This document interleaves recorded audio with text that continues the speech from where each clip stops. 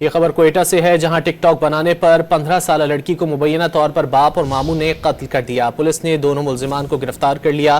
مزید جانیں گے ڈان نیوز کے نمائندے عبداللہ زہری سے۔ عبداللہ، واقعے کے حوالے سے مزید کیا معلوم ہو سکا؟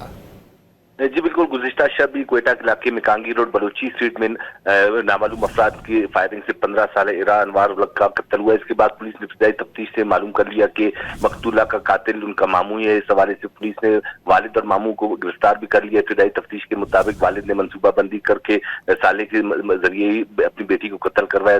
تاہم اس حوالے سے یہ بتایا جا رہا ہے کہ 15 سالہ لڑکی کو فاش ویڈیو بنانے اور ٹک ٹاک پر ویڈیو اپلوڈ کرنے پر ہی یہ قتل کا منصوبہ بنایا گیا۔ متعدد مرتبہ والد نے تفتیش میں بتایا کہ متعدد بار انہیں اس ٹک ٹاک پر ویڈیو اپلوڈ کرنے سے منع بھی کیا گیا تھا، تاہم باز نہ آنے پر گزشتہ شب ان کا قتل کیا گیا۔ پولیس نے ابتدائی تفتیش کے بعد case serious crimes investigation wing کے حوالے کر دیا، تاہم پولیس نے اس وقت دونوں ملزمان کو گولمنڈی تھانے میں منتقل کر دیا ہے۔ جی بہت شکریہ عبداللہ زہری ان تفصیلات کے لیے۔